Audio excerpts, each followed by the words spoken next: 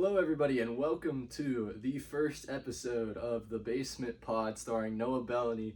My first guest over here to my left, my father, Adam Beloney, and the builder of the basement. Let's just go ahead and kick things off first. We're going to start straight off with the MLB Playoffs, first round, the wild card. We had 4 matchups, only one of which went into the third game. Other 3 were sweeps. First off, Tigers Astros, and we both being from Texas are Astros fans, so this one hurt a little bit. Straight up sweep, didn't have any offense whatsoever. Only 3 runs over 2 games. Yeah, and the bullpen didn't allow a hit. So that's been the strength of the team all season, but just wasn't enough to propel the Astros over a hungry Tigers team. And a lot of people are saying it's really funny that A.J. Hinch, the one who started the dynasty, is now going to be the one to end it. A.J. Hinch is now the manager of the Tigers. In the second game, they were tied, or Astros were up 1, going into the last couple of innings, and Presley and Hader crumbled in game 2, allowing the Tigers to advance. They are going to be playing the Cleveland Guardians in the divisional series, so we'll see that later this week. Second series, Royals and Orioles. Royals have been a comeback of the year candidate. They started the first half off pretty slow and were really propelled by their MVP candidate, star player Bobby Witt Jr., who has carried them all the way through and into the wild card where they sweep the Orioles. Many people thought the Orioles were a contender to win the whole thing and win the whole thing.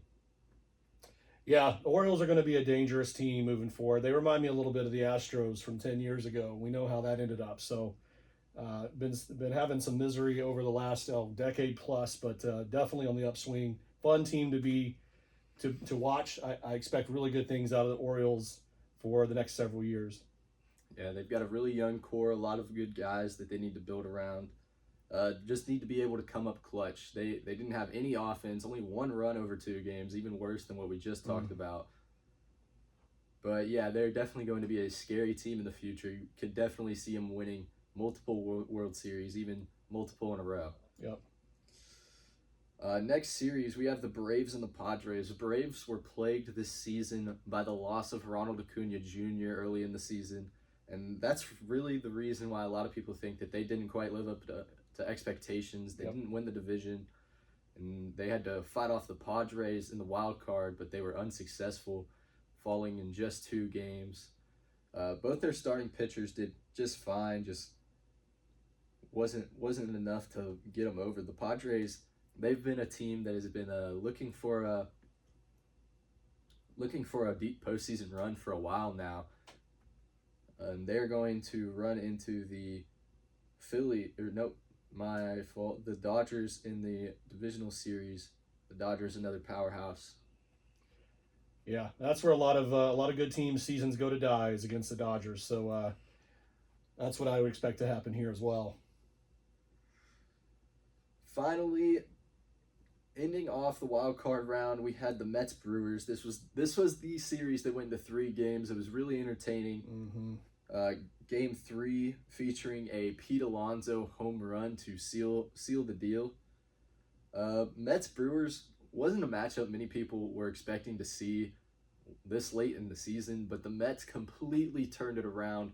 Nearing mid-season, they were thinking that they might have to fire sale, but they've really turned it around. Really great job by the managing and the players. Pete Alonso coming through big. He still got it. Yeah, the old polar bear. So we'll see. The Royals face the Yankees. Yankees made their big offseason addition of Juan Soto that's carried them best record in the AL, either best or second best. But they face the Royals. The gritty Tigers face the Cleveland Guardians. Guardians are another team nobody thought would be that great. Even the whole AL Central, Everybody thought, man, the only one team is going to come out of there. But it ended up being one of the better divisions in baseball, minus the historically bad White Sox. Mets, Phillies, and Padres, Dodgers, your other two matchups in the National League. All right, so next topic of discussion, we have college football week 6. Whew, that's one we're going to remember for a long time. Yeah, it's gonna be a week to go down in history. There was a lot of exciting matchups, a lot of big upsets. It was really fun to watch, especially from Texas as an Aggie fan, defeating number 9 Missouri, but we'll get there in a second. Kicking us off, we have Syracuse defeating UNLV. UNLV has an interesting story. 2 of their players, including their starting quarterback, decided to sit out the rest of the season, redshirt, and transfer because they didn't get the NIL money that they wanted. And the funny thing about this is Ohio State transfer Kyle McCord put up 355 yards and 3 touchdowns in their narrow victory over UNLV. A lot of people are saying that it's really split. A lot of people are saying that if they didn't get their money, that they completely have the right to sit out, that the promises weren't kept. But a lot of other people are saying that you need to play. Like, there's no reason to be quitting on your team halfway through the season.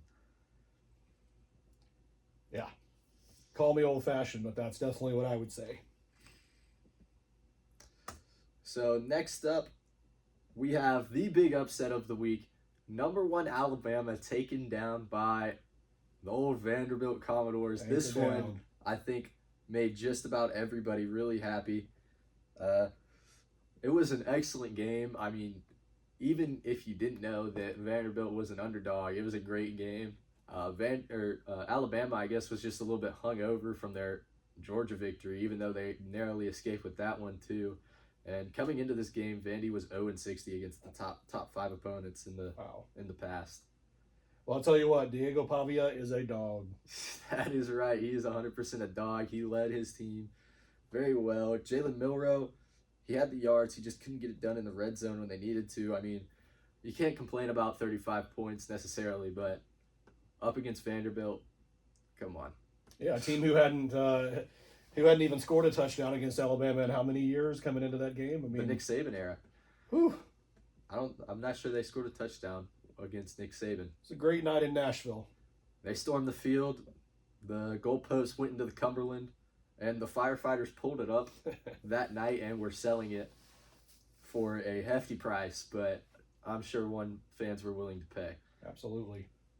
Immediately after the Vanderbilt game ended, a lot of people tuned into the Arkansas-Tennessee game, which also ended in an upset. Number 4 Tennessee going down to the Razorbacks.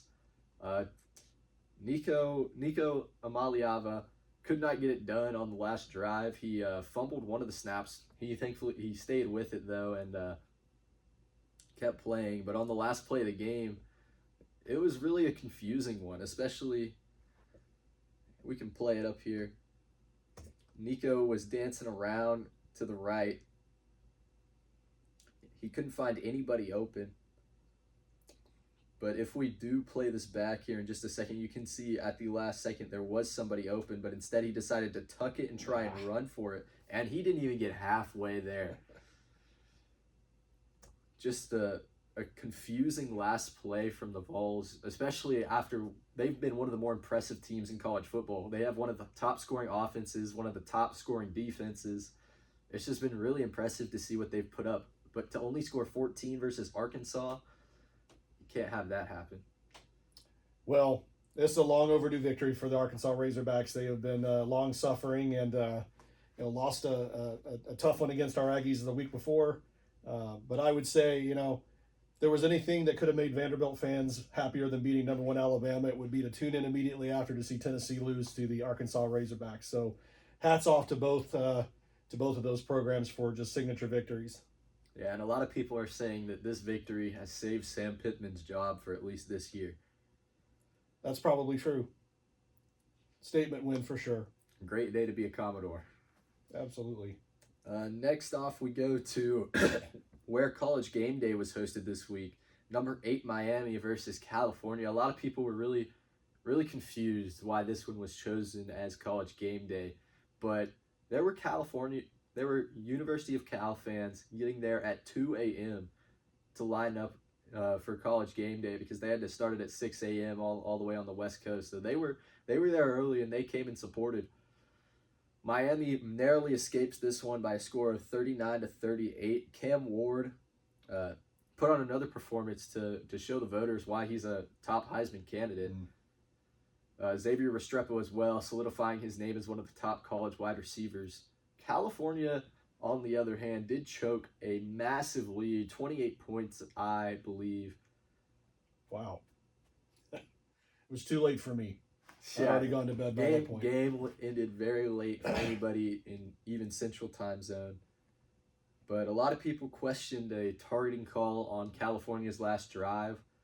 A lot of people are saying that it's textbook targeting. But the ACC refs decided it was not, and they went on and threw an interception a couple plays later. But the targeting would have led to a first down and in Miami territory. I mean, in their defense, it is the Atlantic Coast Conference playing in California. That's a good. It was late. It's a great point. Some of the conference realignment really confuses me. It's confusing. Next up, we had the only ranked matchup of the week, and it was the biggest blowout on this list. Number 25, Texas A&M, beats number 9, Missouri by 31 at Kyle Field. The day before the game, Theo Weiss Jr. walked into his hotel with a gift from supposedly Will Lee III. It said, you better get used to this blanket because it's going to be real tomorrow. Had a picture of Will Lee, Texas A&M blanket. Theo Weiss walked into Kyle Field wearing it. He ended up with... And he wore it all night. He wore it all night, that's for sure. Really not much to say here. It was just a great win for Mike Elko in his first season at A&M. And, you know, you can say what you want about whether Missouri was deserving of that top 10 ranking, and probably won't sniff the top 10 again, at least this year. But great statement win by the Aggies and their first-year head coach. And really, Connor Wigman's first game back healthy and was firing all cylinders. So that one was, of course, the game of the day until the two games we've already covered stole the show from that one. But yeah, definitely a great day to be an Aggie. There's one more thing. Perhaps the greatest punt ever seen on live television. This is something else right here. Tyler White from the opposing 35-yard line bounces it inside the 5. It looks like it's going to go straight into the end zone. That takes a 90-degree turn. Left turn. And goes out of bounds inside the 1. It is really a beautiful thing to see. I saw this live and I went crazy. It was the most hype I heard the announcer the entire game. But it was really something special to see. Next up, we have the national championship rematch. Number 10, Michigan taking on Washington. And Washington really did a good job of not making this one too close. They win 27-17. Michigan, a team that many people knew weren't going to be as good as they were the year before. But that's already their second loss on the season. They're now ranked 23, I believe. Goodness. In the middle of the game, Alex Orji was benched for Davis Warren. And a fact about Davis Warren is he graduated from the same high school in the same class as Chris Olave. And Chris Olave played 4 years in college and is now in his 3rd NFL season. And is that Will Rogers, the old Mississippi State quarterback, I believe? Yep, he transferred to Washington. What is he, an 8th-year senior? That's what it feels like now. Donovan Edwards with his best performance of the year. He made the cover of College Football 25, and many people were wondering why, because he had put up a pitiful performance so far on the year. He puts up a good performance here, almost 100 yards and a touchdown, but it's nowhere near enough to best Washington. Next we go to USC, Minnesota, where number 11 USC is taken down by the Golden Gophers. Miller Moss, many people were talking about him after the first game of the season. He put up a stellar performance against LSU, 4 touchdowns. But here he throws 2 interceptions, only 200 yards, and the USC defense let up 14 unanswered points from Minnesota in the 4th quarter. Yeah. Next we go into one of the more fun stories in college football. SMU, in their first year in the ACC, they've been putting on a show. They take down number 22 Louisville 34-27. Ja'Cory Brooks having 3 catches, 121 yards, and 2 touchdowns.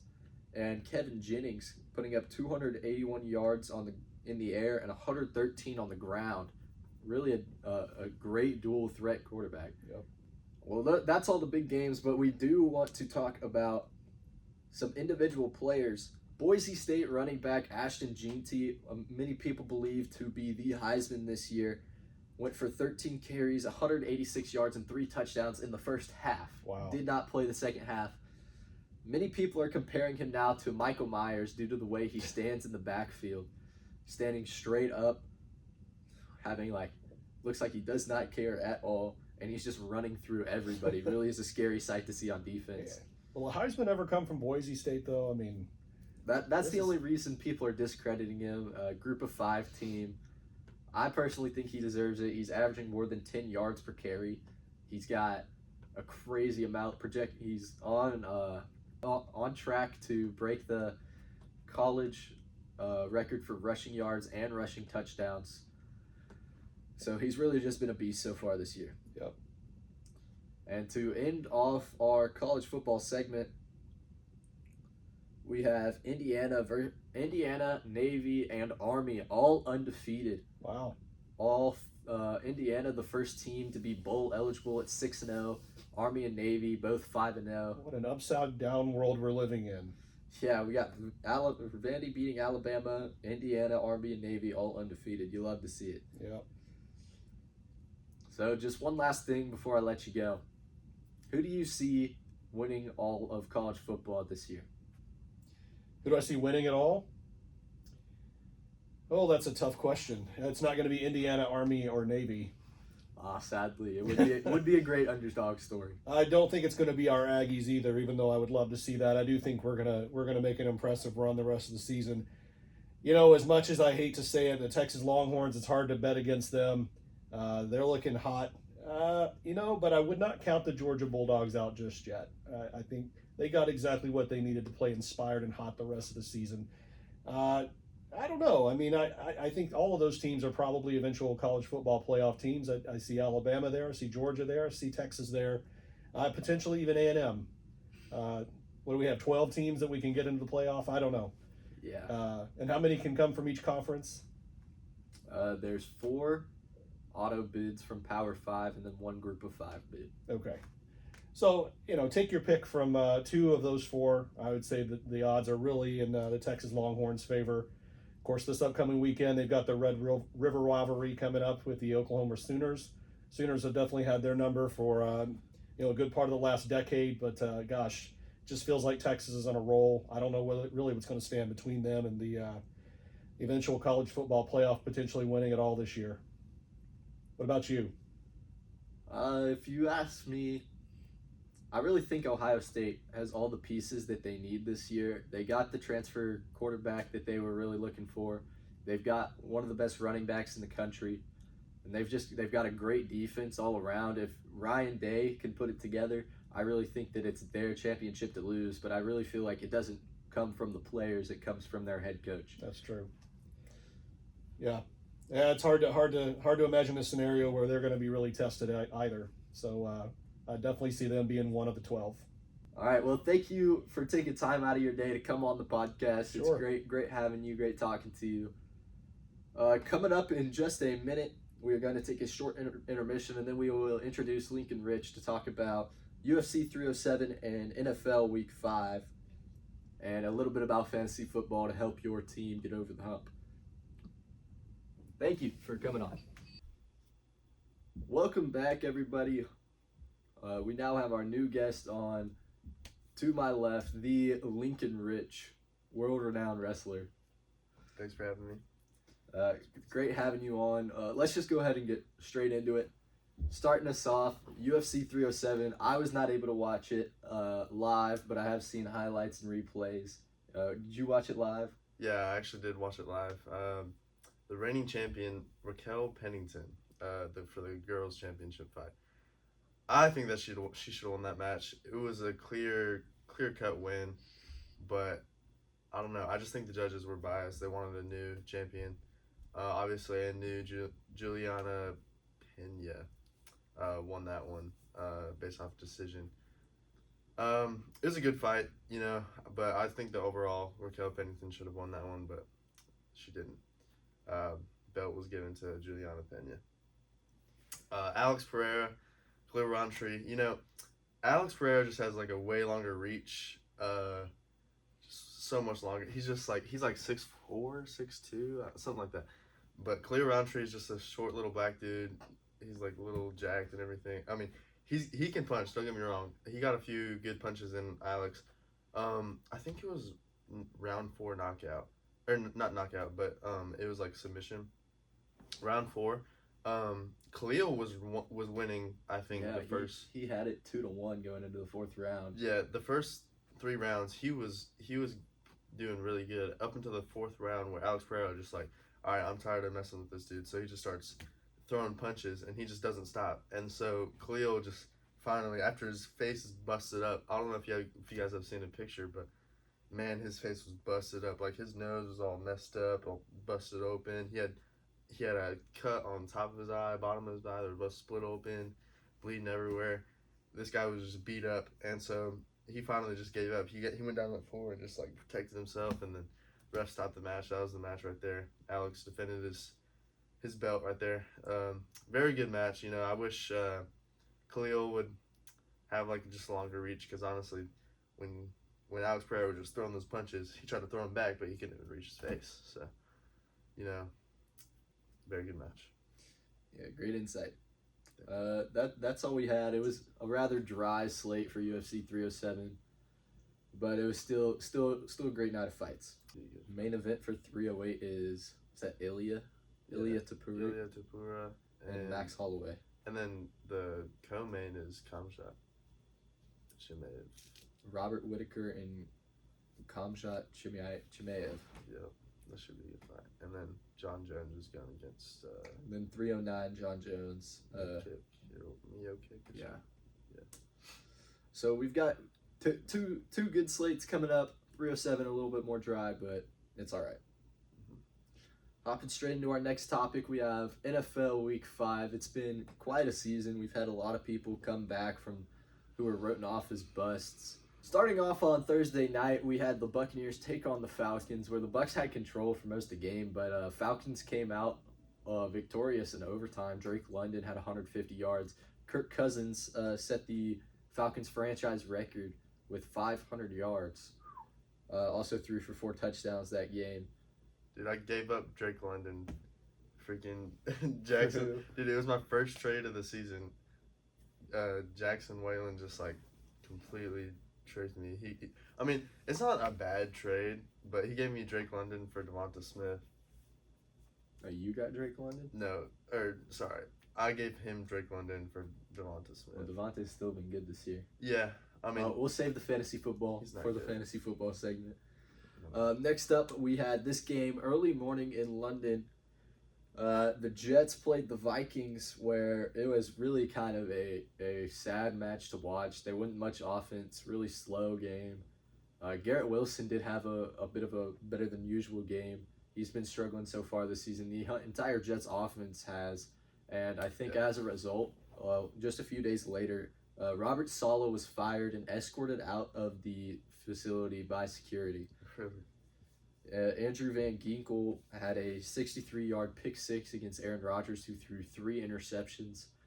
Ugly showing by Rodgers, ugly showing by the Jets. Didn't give the London fans a great game to watch.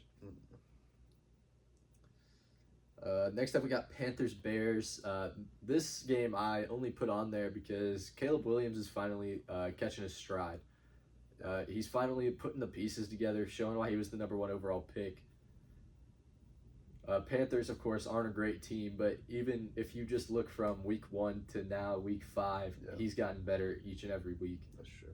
Yeah, the Bears have improved tremendously. From last year, the Panthers-Bears game was a total crap show. It was super bad. I did not want to watch that game, but obviously the Bears have gotten a lot better. Panthers are improving slightly. I'm excited for the Bears, though. Next up, we had probably a game that will go down in history. Ravens Bengals 41-38. Lamar Jackson just comes out on top. He had 348 yards over the air and 55 yards on the ground. This game went into OT. Jamar Chase also having 10 catches for 193 yards and 2 touchdowns. That hurt me big time. I was playing Raul, and Raul had Jamar Chase. Yeah. Dolphins Patriots, not much to come out of this game besides the fact that head coach for the Patriots, Jared Mayo, said Drake May is getting his first start next week, week 6. Next game we're covering Browns Commanders. Jaden Daniels, a lot of people are saying, is one of the best rookie quarterbacks we've ever seen, which is crazy considering we just saw C.J. Stroud put on a crazy performance last year too. But Jaden McDaniels, he has the highest completion percentage in the league right now. People are saying he's the front runner for MVP besides Sam Darnold. Crazy to say that. That is. But everybody, they're saying Deshaun Watson shouldn't be playing football anymore. They're saying the only reason he's still playing is because of his massive contract. They don't want to cut that and just have it lingering over them. Colts Jaguars, it was a great game. 37-34. We had a lot of players contributing big time. Alec Pierce almost 200 yards. Tank Bigsby 100 yards. But the fun fact here is that the Colts haven't won in Jacksonville in a decade. It's been rough sledding for the Indianapolis when they head down to Jacksonville in recent memory. Next up, we had another great game facing off Bills-Texans at 12 o'clock. Only thing I really see here that really starts to worry me is Josh Allen. He started off the season really hot. I didn't think they'd be as good this year, losing Diggs, losing a lot of pieces on offense. But Josh Allen, he did a great job the first couple games, but just hasn't been able to carry his team over these tougher opponents as C.J. Stroud and the Texans continue rolling. Yeah, I'm feeling bad for the Bills. They're like my second favorite team, but, you know, it happens. Raiders-Broncos, not much of a game either. There's the clip of Max Crosby yelling at Bo Nix to speak up because his offensive line could not hear him. But besides that, there is a lot of drama around Las Vegas right now. Devontae Adams wanting to get traded. That's been a topic of discussion for a couple weeks now, and now people are saying that other people are going to be wanting to get traded, like Jacoby Myers and even Max Crosby. But Bo Nix actually did really well in this game. 19 for 27, over 200 yards, and 3 total touchdowns. So Bo Nix, a lot of people didn't think he'd be great, and he hasn't started the season off too strong, but this is definitely a good step in the right direction. Brock Bowers also doing what he's been doing. Brock Bowers is what everybody thought Kyle Pitts would be. Next up, we got Cardinals-Niners, and this game's interesting because the Niners are continuing to spiral. Cardinals take down Niners 24-23, and even though the 49ers have been without CMC, they have been struggling with injuries to almost all their key offensive weapons. They still need to find their footing, because you get yourself in too deep of a hole early season, you're going to find yourself even battling for a wild card spot later in the season. Yeah. Brock Purdy hasn't looked great. He's had a lot of turnovers with a lot of his key guys out. Yeah, Jordan Mason this week actually just got hurt. Shoulder injury. I don't think it's too serious, but it could be a huge problem for them. Yeah, they just mainly need to keep all their guys healthy, especially if they can get CMC back ASAP. That's what they're going to need. Cowboys-Steelers, this one was Sunday Night Football. This one was really funny because there was a joke going around that Dak Prescott is the first player to throw 2 interceptions in the same game, but on 2 different days, because this game went into Monday morning after a rain delay in Pittsburgh. Up to like 1 a.m. There was one other thing to cover. George Pickens, after the game, slammed a Cowboys cornerback into the dirt by his face mask. Just not something you want to see. He's obviously frustrated. He didn't do that well. His eye black said "always open," but obviously he was not. He had like 3 catches for 50 yards. Nothing really doing there. Moving on to the last game of the week, Saints Chiefs on Monday Night Football. Great to see Kareem Hunt doing things back on the team that drafted him. They signed him after Pacheco went down with an injury. He had over 100 yards and a touchdown. But maybe a more concerning note, Derek Carr got injured, and Spencer Rattler is going to start week 6 for the Saints. Before we move on to some fantasy football insight, I do want to ask you one question. What 2 teams do you see in the Super Bowl? Dude, that's a good question. You know, hate to say it, but I think the Chiefs are definitely going to be in the Super Bowl. I don't want them there, but, you know, it's just going to happen. As for the other team, you know, that's a good question. I don't know. What do you think?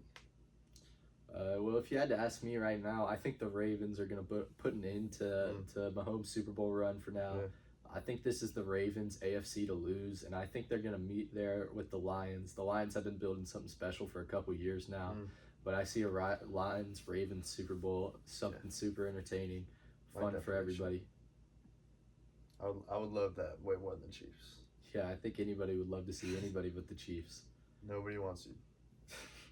Sorry, Patrick Mahomes. Last thing, let's just hit on a couple fantasy football. Who has been the best player on your team so far this year? You know, the best pickup I would have to say is Jordan Mason. Obviously, you know, I had first round pick, CMC. Obviously, a total upset. He's been injured, so not very fun there. But I got Jordan Mason for the pickup, and he's been doing pretty good. You know, had a little bit of a mid game, you know, this past Thursday, but he got hurt. Yeah, he got hurt, so he didn't get to play as much. With 9.2 fantasy points, you know, it's hard to say who's my best player this season. But what about you? I'm not sure I could pick out my best player right now, but my best pickup is 100% Chuba Hubbard. He's been a dog for me for a couple weeks in a row, putting up great numbers. My best pick of the year has probably been either Kenneth Walker or Jaden Daniels. I've got a really solid team over here. I mean, we had a tough loss last week. I was projected to win by a lot, and I lost by a lot. But Jaden Daniels got him really late, and he's been QB2 so far this year, just behind Lamar Jackson. Kenneth Walker was a guy I was super stoked about going into this year. He's been putting up 20s and 30s left and right. Wide receivers like Terry McLaurin, Mike Evans, they've just been guys, you know. Traded for Travis Kelce 1 week before Rashee Rice went down, and he's been great for me, you know. I think, I mean, you hate to see it. I had Rashee Rice too, but I mean, it was a really brutal tackle. What happened to him? I mean, it's something you never see, but it really does help for Kelce. He's been a lot better these last 2 weeks, getting 16 both weeks. I've got a really solid team. I'm excited to see where we go. We're 3-2 right now, but I feel like we should be better, and I feel like we will be better. I think I am actually playing you this week. You got me this week, yeah. I got a 55% chance to win after Kenneth Walker's nice performance. Yeah, I was projected to win before that, but then Kenneth Walker balled out, and then Jordan Mason got injured, so. Well, it's only been one game. Yeah, if I learned anything from last week, it's that you cannot determine the outcome before the game. Mm-hmm. Yeah, these projections mean nothing. You just got to have the right players. Trust your gut. That's what I would say. Couple pickups that you might want to be monitoring that I have to say that from my personal experience, Tank Bigsby, if he's still on the waiver wire in your league, you need to pick him up. He looks like he might be taking over Jacksonville's RB1 role. Even though Etienne has been great in the past, and he was going as a round 2 or 3 back, Tank Bigsby's really taken over. Also going a little bit more under the radar, Allen Lazard has been great this year for the Jets. He's been a lot more consistent than Garrett Wilson. He's got a lower ceiling, but definitely a higher floor, getting at least 10 points per game. And then also Alexander Madison for the Raiders. He hasn't been getting the snaps as much of an RB as he is getting the catches running out of the backfield. But I have them both on my team, and they don't play much, but they are there just in case I need them. All right, well, thank you for coming on. That's going to wrap up our first episode of the Basement Pod. Thank you, everybody, for listening, for watching, and we will see you in episode 2. Peace.